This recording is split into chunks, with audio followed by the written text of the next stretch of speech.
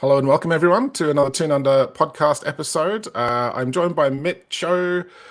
So Dimmy's here again and Keegan's here. So how you going, fellas? Down in Melbourne, cold Melbourne? Yeah, freezing cold actually. Bit sleep deprived from this morning's World Cup qualifier watching as well. Absolutely, absolute shock that we've qualified, but good result. A pleasant surprise, and look forward to the damage we can do in Qatar. Let's see.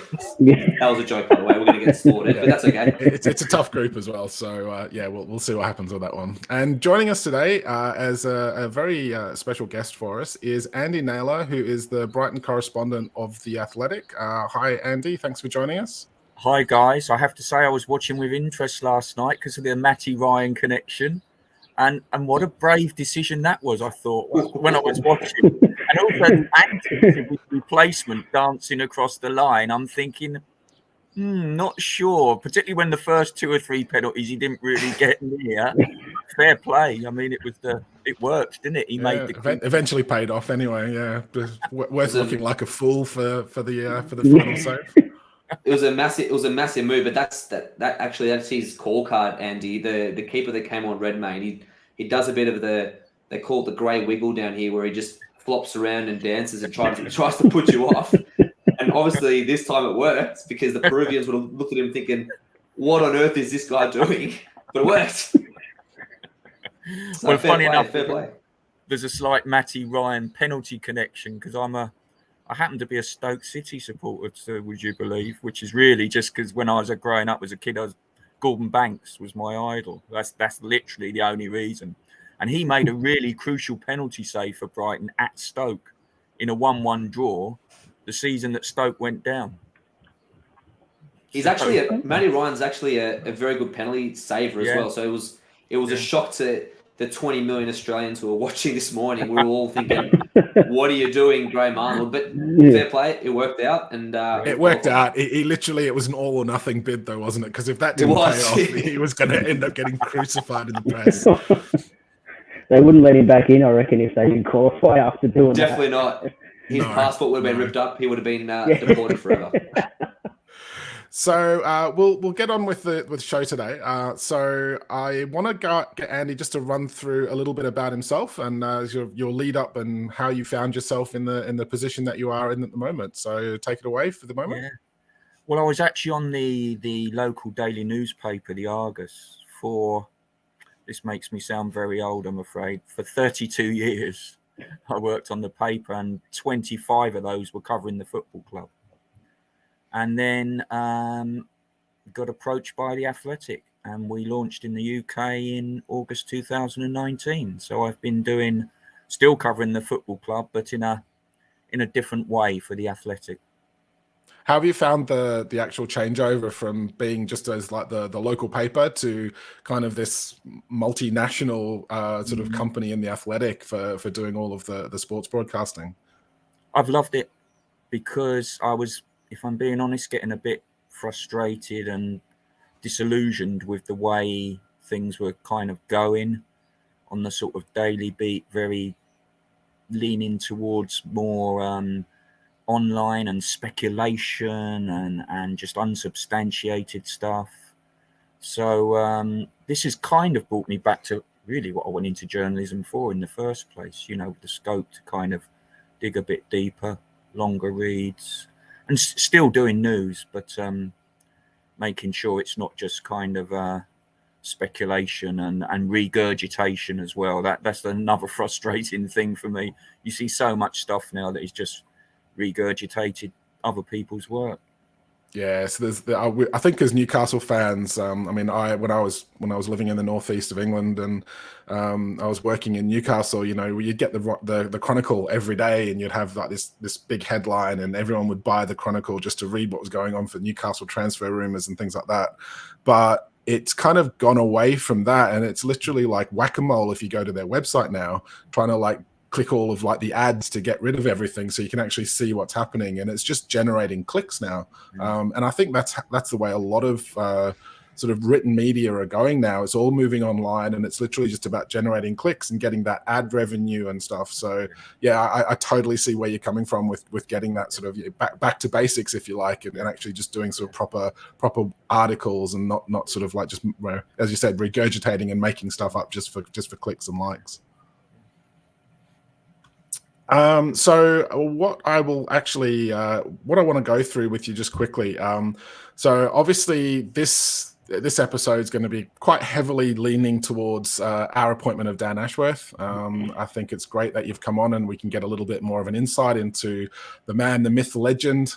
We can actually see what's happening in terms of what he's done with Brighton, what we can expect from him at Newcastle. I think that a lot of the Newcastle fans will actually be quite eager to see what we can expect from him and what sort of person he is and what he brings to the table. So obviously, it's been a bit of a prolonged saga. He's been on gardening leave from Brighton for so long. I fully expected us to have to wait for another, sort of 5 or 6 months or whatever it was going to be. Luckily, we've managed to come to an agreement. Everything seems to be quite amicable between the two clubs. I mean, between Dan Burn and now Dan Ashworth. I don't want to keep poaching Brighton because I think we'll end up with a bad reputation with you and the fans. But have you had a lot of contact with Dan Ashworth in your time covering the club? And if so, what's he like as a person? What's your impression of him? I wouldn't say a vast amount of contact, but I've had 2 in particular sort of long sort of sessions with him for reads. A really top class operator, I would say. You've certainly got somebody there who I think guaranteed to do a good job. You look at his background with West Brom and then England. I mean, Brighton hadn't had a technical director as such, so that was a new appointment. And the work that he did during his time at Brighton, they were pretty well set up already. They've got a really strong structure at the club, but he certainly developed that. And when you look at some of the signings they've made, the young players they've got coming through, he's a really good guy for that. I'm not sure specifically about how his role will pan out at Newcastle, but at Brighton it was very much a kind of all-encompassing role, overseeing the way Dan describes it himself. He sits in the centre of a wheel, and whether it's the first team, the recruitment, strength and conditioning, the women, and it's his job to kind of keep that wheel turning smoothly. And certainly at Brighton, he was responsible, sort of overseeing all of those departments, and that requires a fairly unique skill set to be able to do. You'll always perhaps find a technical director or whatever else you want to call him. They're always given different titles, aren't they? Sporting director, who might have a particular area of expertise. Might be particularly strong on the recruitment side, but Dan was able to kind of pull all those things together. So I expect him to do really well at Newcastle. No, that's good. I mean, obviously he's only been in the job like a few days, if not, and he'd already done an interview. So I think Keegan, you were asking about his general interaction with the media. Don't you want to expand on that? Yeah, I was just wondering what he was like with the media, not just yourself, Andy, but the other sort of media who covered Brighton as well. Was he engaging, and did you have much to do with him? Like, was he seen much, or just how was he around the place? He was always very kind of polite and welcoming, but wouldn't routinely do much media. So you wouldn't sort of be speaking to him day in and day out. But he was always around. I mean, one of the interesting aspects of that, going back to what I said, Dan was at Brighton games most of the time, so he wasn't one who would be off everywhere scouting players. That kind of that department was already set up. The scouts, that wouldn't be Dan traveling here, there, and everywhere to watch potential signings. He was more often than not at Brighton games. Well, that's good to see. I mean, we've kind of, we've seen we've seen him at Brighton games, I guess. I mean, one of the first things when we were first linked to him was he was at the Brighton game when Newcastle were playing them, and Eddie Howe was saying hi, and it was joked about. It's like, oh yeah, we'll see you soon. But as it turns out, yes, not too far from the truth. But yeah, it's nice to see that interaction, and I think that he doesn't necessarily need to be right at the forefront, because you've got Eddie Howe to speak to the media for the first team. It's nice to kind of take that pressure off Eddie Howe. So from my point of view, Eddie Howe at Bournemouth was potentially overworked. I think he sort of said himself that there was nothing else in place, and he had to deal with everything from scouting to recruitment to coaching to like first team management and like sort of fronting up to the press. So I think he said, like, he was due a break because he was getting a bit burnt out. So it's kind of nice and reassuring that Newcastle's got their man in place to kind of take some of that pressure off, but link everything together so everyone knows what's going on. And I guess one of the other things was, I was curious to know when he first joined Brighton. So obviously he's been sort of developing a bit of a reputation at West Brom, moved to the England setup at the FA. What did you see him bring into Brighton when he first joined the club, and did you see things start to change? Because you've already said that there's a little bit of there was already structure in place. There was already sort of some bedrock there for him to work with. But did he change anything dramatically that you could see when he first joined? I think if you like, the area that is the biggest strength with Dan, and the thing that interests him most, is that development of young players. Is that creating a pathway for young players to get an opportunity. That has become very clear at Brighton. He was involved, if you like, in Graham Potter, championing Graham Potter's appointment. Graham is a head coach who's quite prepared to take no notice of a player's birth certificate. If he thinks they're good enough, he'll play them. We've seen numerous examples of that already at Brighton. That, I would say, is Dan's biggest strength. And if you look at the time he was at the club, the number of young Tariq Lamptey, Jakob Moda, McAllister they were already in the process of signing him pre-Dan. Moises Caicedo, Jeremy Sarmiento, to 19 and 20-year-olds going to the World Cup with Ecuador. That would be, I would say, his biggest area of strength. What's quite difficult to assess with Newcastle in terms of recruitment, they're going to be fishing in a different pool to the pool that Brighton were fishing in, particularly now. So assessing that is actually quite tricky, because certainly it was explained to me that Brighton didn't have any great fears about Newcastle coming and trying to poach X, Y, and Z, because they anticipated that they will be at a different level. This was earlier in the year. So kind of riders of that is Brighton have ended up finishing ninth and doing really well, and a lot of players attracting a lot of interest from a lot of top clubs. But even so, I don't think there's a huge fear that, because Dan Ashworth has gone to Newcastle, there will suddenly be 4 top Brighton players ending up at Newcastle. Dan Burn was a kind of different case, I think. It was a local lad coming home as well with him. I think he was an older player, got a chance at Brighton because of injuries, essentially. And then it's like, I think it was a good deal all round for both Brighton and Dan Burn. Great deal for everyone, Dan Burn. Yeah.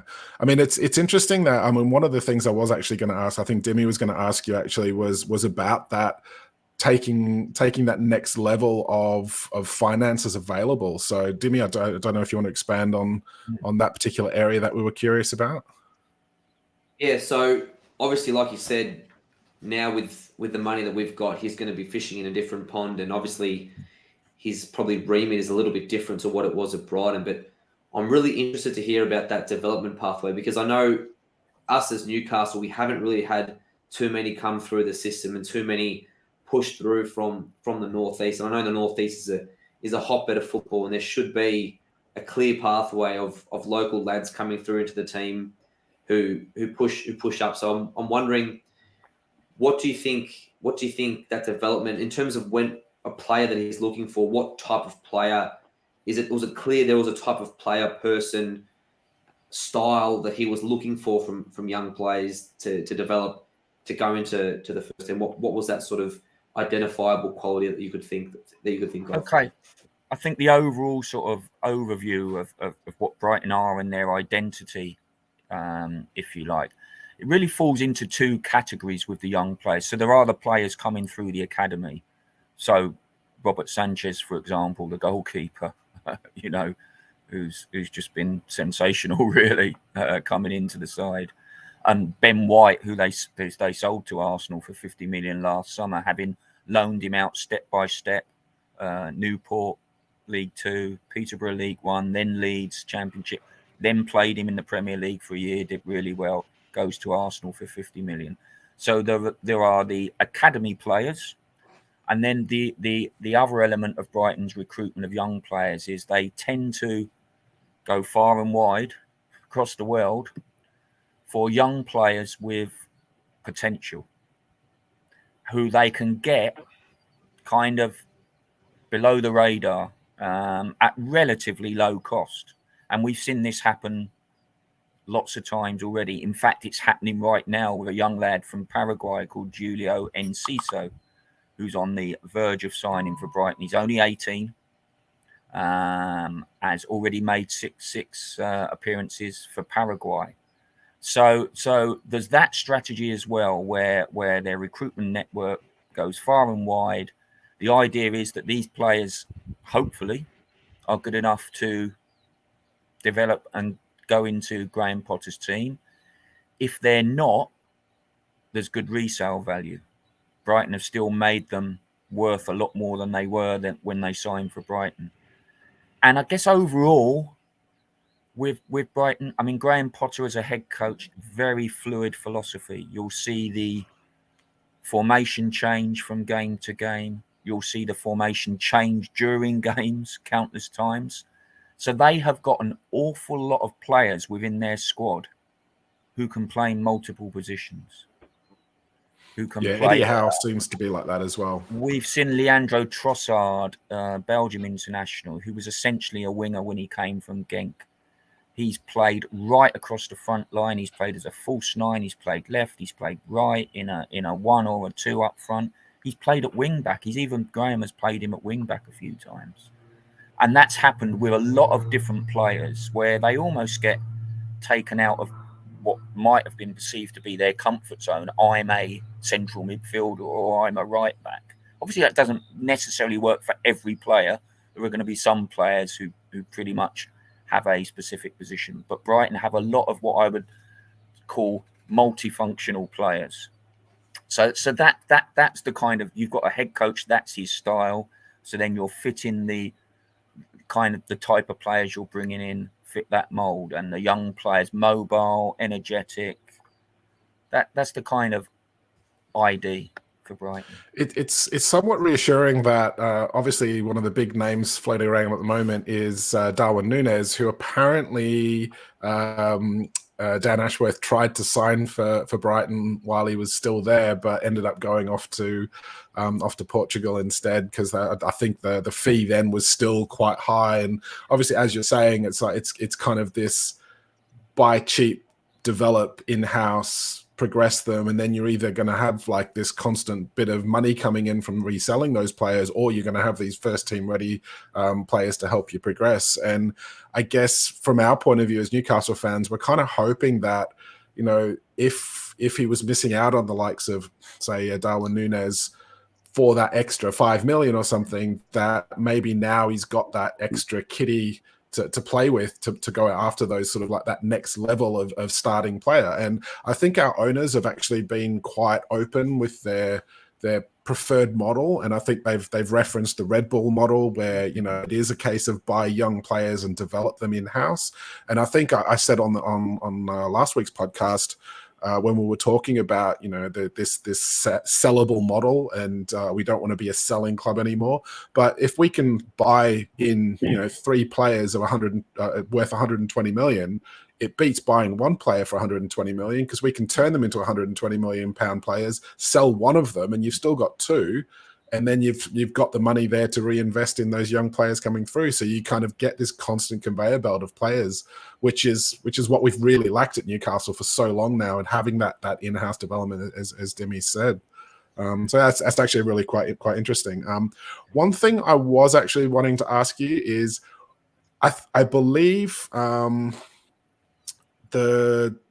I believe David Weir now is in charge of the director of football. Do you see him as the long-term successor, or do you think Brighton will actually be sort of looking around to see if there's someone else that they can get in?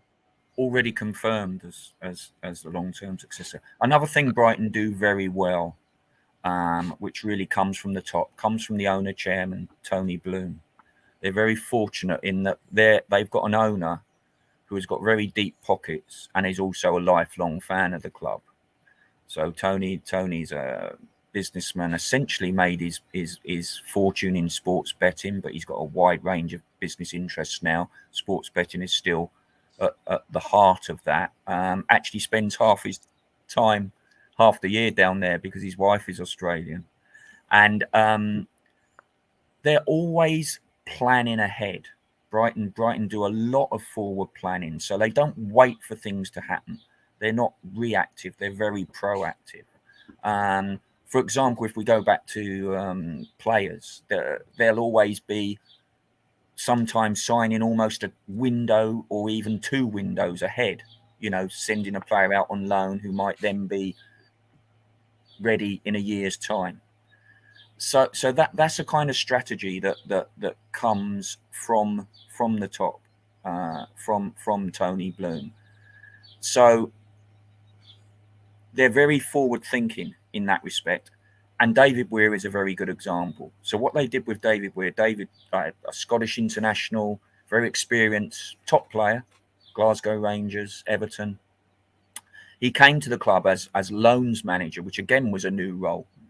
Because Brighton, the number of players Brighton have loaned and the level they've loaned them out has expanded dramatically since getting to the Premier League.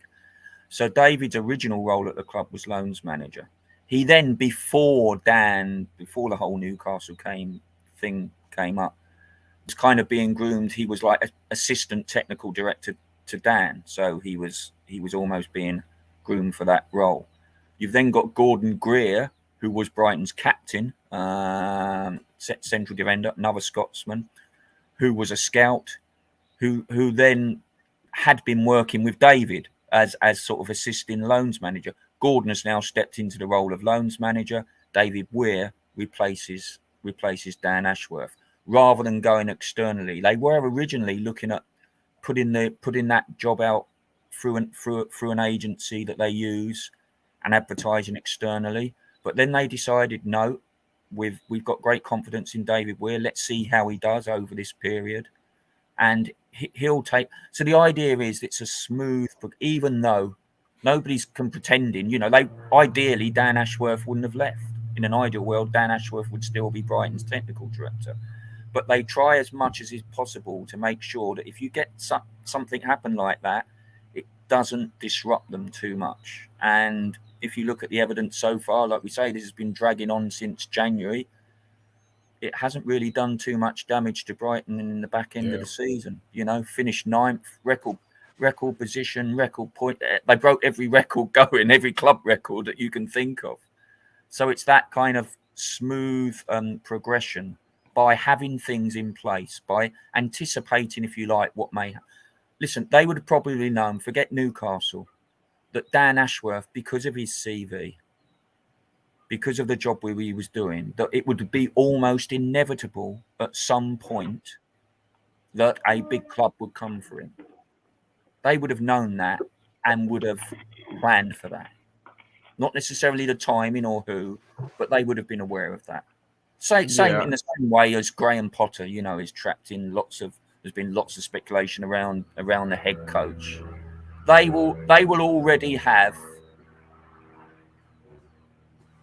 an idea of somebody who fits the mold of what they would like if and when Graham Potter. I don't anticipate that being any time in the near future, by the way, but they will have that kind of planning in place. They're not waiting for something to happen. I think that's something that's that struck me with Dan Ashworth's first interview. Was he was very big on that. We want to develop it from the ground up. We want to have a nice flow through the whole system. So from the academy to the reserves to the under 23s to the first team, so that everyone's kind of on the same wavelength.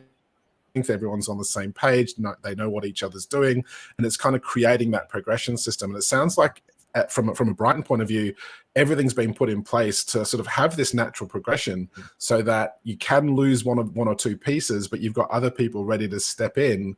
That you haven't missed a beat. So Ashworth's been gone. You're going to be selling players, and you've done exceptionally well. So I kind of just wanted to lead into another thing that I wanted to ask you about, was sort of Brighton have done exceptionally well at establishing themselves in the top flight of the English game. And how do you see them sort of developing now and progressing now? What do you see for their future? And how do you see sort of not only Brighton's sort of standpoint, but every other club outside of the Big Six dealing with those top level clubs and progressing forward in the league? How do you see that? Well, it's interesting you say that, because I sort of think about this a lot, and sounds bizarre to say, but Brighton almost did too well for their own good this season. Let me qualify that. What I mean by that is, for 4 seasons, they'd finished bottom 6 in the Premier League. Suddenly, they've jumped to 9th. And what comes with that is fan expectation, which can always be a little bit dangerous, I think. So if listen, you cannot plan it like this, could you? But I would have said, in a perfect world for Brighton, they'd have finished about 12th. There would have been that gradual progression. They've suddenly jumped. The reason I say it's not a problem, they've done great, and that's fantastic for everybody. But the danger is, what is the expectation now, next season, for a club that's finished 9th to kick on? Suddenly, if they're 13th next January, are people going to, what's gone wrong? Why we've gone backwards? That is the danger. And for a club that at Brighton's level of spending power, wage bill, because they're still bottom 6 in terms of wages, which is quite significant when you're talking about players going or coming in. They're at a level now where they will spend. They're prepared to spend fairly big. I mean, their record fee at the moment is still Adam Webster, central defender, which was 20 million from Championship side Bristol City 2 years ago now, 3 years ago now. But they're certainly prepared. We've had examples, the pursuit of Nunes just being one. That they'll probably be in the sort of prepared to play 30 million type bracket. But obviously, the higher you go in terms of the fee, the more likelihood is that the wages are going to be big as well. And that's an area where they're still playing catch up, because historically, this is a club that a decade ago were playing in League One in a converted athletic stadium in front of 7,000 people. So it's going to take time. The longer they stay in the Premier League, the better. But there is going to be a realistic ceiling for Brighton. And the reason why I said what I said about earlier about perhaps doing too well is they're actually not that far off that. Finishing 9th. I mean, what is realistically the best that you could hope for Brighton? 7th, probably. Yes, we saw Leicester. I know the Leicester story, but come on, that is a freak. That's 1 in a million. That's a 1 in a million. Yeah. So, probably 7. I mean, the next kind of logical progression for Brighton would be that, and getting into Europe. That would be the kind of next step from here. But what they've always said, their vision that they've had for a couple of years now, was that they want to establish themselves as a top 10 club. There was no time limit on that. And that didn't mean, we're going to finish in the top. We've got to finish in the top 10 every season. They're kind of aware that there would be bumps along the journey. But it was kind of to become one of those clubs in that kind of next group where you're not always starting the season immediately thinking, just get enough points to stay up. That's where Brighton still are at the moment. They still will be at the start of next season. Worrying really about that initially, and then getting to that stage and then progressing. So they're not that far off. I guess the difference I would say between a Newcastle in particular and maybe a club like Aston Villa is the spending power, particularly in Newcastle's case now, I would say. I'm still pretty confident that most of the fans will be panicking until we get to that 40 points again next season. What I'm saying is down the line, sooner the better. The potential down the line, I think, it would be the biggest difference there, because, like I say, Brighton are not that far off doing as well as you could wish for, really. No, I think they've actually done really well for themselves. It's like, well, I mean, we came up with you guys when we beat you out in terms of top spot for the championship, like when we both got promoted, and Brighton's really pushed on with everything, and they've really established themselves, which is why I was keen to hear your thoughts on their progression, because obviously we stagnated a bit, kind of went backwards a little bit under Ashley when we did get promoted, and now hopefully the tide's turned again in our favor with new owners that are willing to invest, but with a long-term strategy for sustainability as well, which I think is vitally important for we're not going to be able to go out there and outspend Man City and Liverpool and Man United and Real Madrid, and it's just not going to happen. But we can kind of create a sustainable model where we're the best of the rest, and then you build up gradually. I think the days, let's be fair, the days of a big spender coming in and just sort of like buying up the league like Man City and Chelsea did, I think they've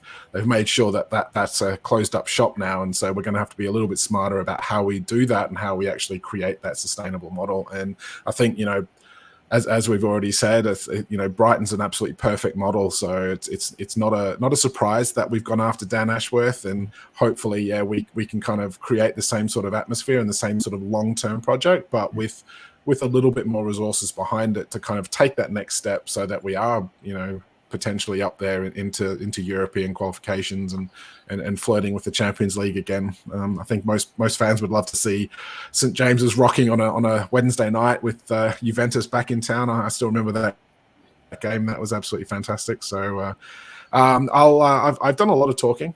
So I kind of I want to hand over to Dimmi and Keegan. I'll let you guys ask some questions if you want.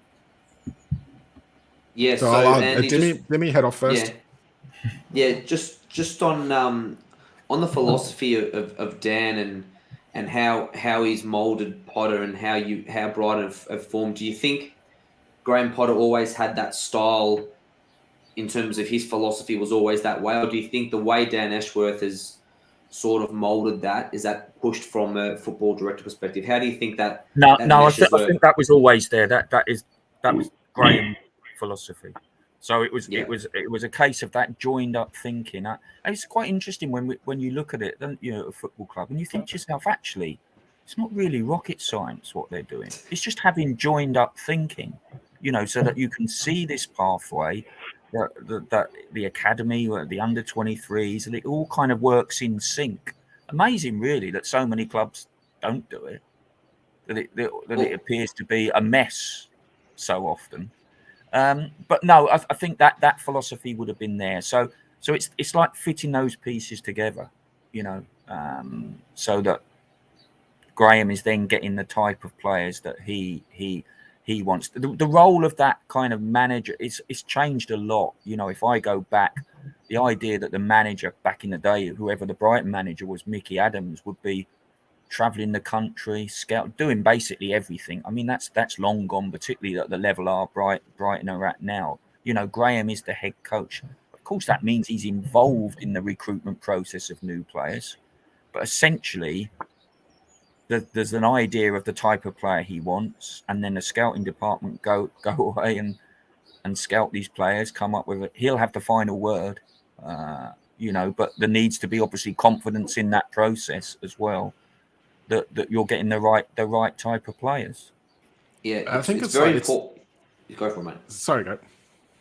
No, I was going to say it's very important to have that cohesion, because obviously things can happen. You can lose players to injury. You can lose players get sold. But if you can have that same consistent system of he can just plug into a hole, or he can fill in a position, and he knows exactly what he needs to do from under 20s to 23s to first team. it's a very valuable thing. Like Graham Potter has done, he's brought in teenagers at times who know the role. Doesn't matter how old they are, doesn't matter how experienced they are. If everyone knows that role and system, it's a wonderful thing. And like Mark said previously, it's an ongoing conveyor belt. If you can get that cohesion amongst the whole football club, it's a never-ending cycle where you might lose one player here, but someone comes in and fills in that role. You're not relying on your one superstar or two superstar players to win you games. There's a consistent team cohesion that is very, very valuable, especially at the level. Yeah, I'd say as well, one of the important things is, it sounds a bit of a stupid phrase, but trust the process. They talk about a lot. You look at Brighton's season, for as well as they did, they had terrible results at home all season until the end, and they beat Man United and West Ham. They had a run after a really good start where they went 11 league games without a win, a lot of draws, but 11 league games without a win. After Christmas, early years, they lost 6 in a row. But always in the background is the trust the process. Yes, we're going to have these rocky periods. That's going to happen to pretty much everyone in the Premier League, unless you're Man City or Liverpool. But trust the process. Trust what we're doing is right, and it will turn. And I can go back further than that. When Brighton were, they had a phrase when they were in the Championship, and not even back when they were really contending to be promoted. Premier League ready. Premier League ready was a kind of mantra internally. Again, about the forward planning. I mean, people probably scoffed at it at that time, but it was about saying that when we get, if that's our aim, and when we get to the Premier League, we don't want to think, oh, we're a championship. Oh, what do we do now? We're going to have a process in place that means we're ready for it. People may have scoffed, but look at what they've done since. They're now again heading into their 6th season in the Premier League, successive season. For a club of their size, that is very hard to do. You look at the number that have fallen, similar size clubs and bigger clubs in that space of time. It's not easy to do. So a lot of background work has gone into that. I think the continuity as well is a big key factor for Brighton and the way that they've set things up. And I think Wolves are kind of going down that path as well with how they're setting things up to, buy those young players. But what I like about Dan Ashworth when he had his interview about what he tried to do at Brighton, and I'll get your opinion on this, is they tried to have like a full club philosophy, so that if Graham Potter does get snatched up by a like quote unquote bigger club, if he goes on to like a Champions League club or something like that, then they've got a footballing philosophy in place so that they bring someone in who wants the same sort of type of football, they slot back in, and they don't need to change everything as much. And you look at someone like Man United, who have, they finished 6th, and I think we all would love to finish there sort of in the near future. We're not going to scoff at that sort of level of achievement, but for them, they're claiming that that's a bad season. But they're constantly chopping and changing managers, and every manager that comes in has their own philosophy, their own style of football, and they want their own type of players to fit into that.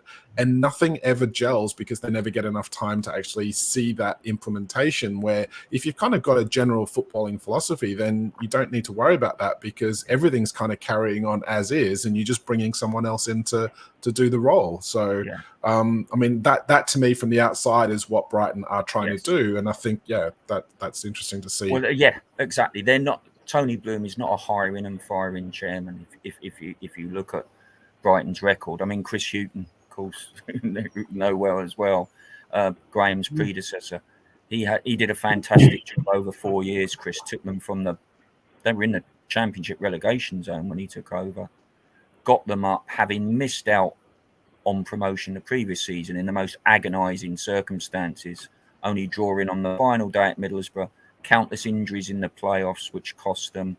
I must admit, I thought at the end of that season, it's going to be a while before we see Brighton in the Premier League. I didn't think they could recover from that, and yet they went up automatically with Newcastle the following season. So, and then Chris kept them up for 2 years, which is the first 2 years, no mean achievement. But then what they decided, they needed to progress from that. That was the decision. That's why Graham Potter came in. They didn't want to be that team, one of those teams that are always going to be in the bottom six. And Chris was a different type of manager. If you look at the squad then, they had a lot of older, more experienced players.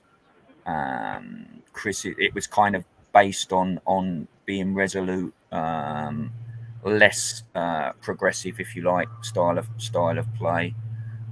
So that was the next stage that they envisaged in their development with Graham Potter. But you're looking now over the course of, I mean, Graham's into his, he's had 3 years, so he's halfway through a 6-year contract that was extended within 13 games of him taking charge. So Brighton have had 2 managers in the last, 7-8 years. Which it's good to see, and it's not often you see that. Definitely not often these days. Keegan, I don't know if you've got any other questions you want to add. Not so much a question. I just think it's reassuring what Andy was saying about their recruitment and their trust with all the young players and stuff like that. And I think we really hit the jackpot in January, not just with the players we brought in, but the characters and the characters of the players that we brought in at the same time. And I think with what Dan's implemented at Brighton, I think it's reassuring that we're going to continue to bring in not just good players, but good characters. And I think that's going to be really, really important, not just maybe the next 12 months, but the next 2, 3, 4 years, that we continually bring in good people to the club, not just good players. And I think, it's reassuring that Andy has said that. I think that's what he sort of tried to do at Brighton as well. And that's why they've had the stability, because they've had good characters in and around the club, not just obviously the playing side, but the owner, the manager. They all sound like good people, which I think is a really, really important thing. Especially I think it's worth mentioning as well that every conversation I've had in the dealings that with Dan Ashworth, with Dan Burn, absolutely very respectful. The new owners, the way they've dealt with things, not going through the back entrance up front. So there's been no issue at all in negotiations with Newcastle. They've done things properly. I mean, the Dan Ashworth thing was just at Brighton. He had a notice period, and until you reach a figure that's agreeable for us on that, he's not going, or he's on gardening leave. So that was just a kind of that was the business side of it. But they've very no issues at all with the new owners. So I think that's worth taking into consideration. Now, listen, if I was a Newcastle fan now, I'd be excited for what potentially lies ahead. I think we've got a really good head coach. I like Eddie Howe, Dan Ashworth in place now, and I think they'll do it stage by stage. That'll be the thing, not a case of just suddenly Newcastle, this club with fortunes, and are going to go and splash out money here, there, and everywhere, and be challenging for the title. I don't think that will be. It'll be that step by step, but certainly you would think there's the potential with the fan base, the size of the club, to be the top end of that next group, if you like, that club that are seventh and in Europe, pushing on. Pushing on. Yeah, I think Dan's joined just at the right time, because the opening for this window has been chaotic, to say the least, for Newcastle fans. We've been linked with everyone and anyone. We've had ongoing, protracted transfer negotiations over Sven Botman and Hugo Ekitike. We have signed Matty Targett, which came out of nowhere. Apparently, Dan Ashworth has come in and sort of canned the Henderson transfer rumours as well. So, Dimmi, I'll let you wrap things up. We are sort of running into sort of late times on this show anyway. So I'll let you ask your last question. Yeah, so the last thing I wanted to ask Andy was, given his brilliant reputation in the game and obviously the fantastic job he did at Brighton, and obviously did great work at the England FA as well, why do you think no other clubs, probably upper echelon clubs in the Premier League, had a go at him, or if they did, had he rebuffed any moves before Newcastle came up? I find it quite curious that his reputation is so good in the game in England that no other club all due respect to Brighton again, bigger than Brighton, came and said, "We'd love you to do what you're doing at Brighton." What was there any times that he was approached prior to Newcastle, or was it only when we came knocking in January? I'm not aware that there were others as well. There may have been stuff going on behind the scenes. But Brighton also are a club. They keep their cards pretty close to their chest the way they do things. Just you'll see in the transfer. It'd be interesting to see if that kind of follows on with Newcastle as well. Just in the transfer market, they're always very wary of not announcing deals until they're done, more or less. They're because they've been caught out one or two times in the past when it looks like a player's coming and it doesn't happen. I'm not aware that there were other offers, but as I kind of indicated earlier with Brighton, I'm sure they would have been anticipating that would be the case. Maybe Newcastle have got in first, which is good for them. Dan he's always lived. His home is still in the Midlands. He's always had the family home in the West Midlands, even like working with Brighton. So I guess that's always given him a bit of scope geographically. And I think just what would have appealed to him, I mean, I know people will talk about the money and, how much he'll be getting.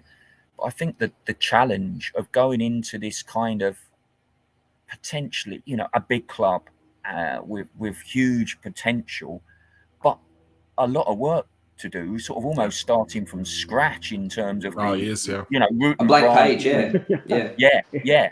And I think that would have been particularly appealing to him, and would have certainly made the decision easier to leave.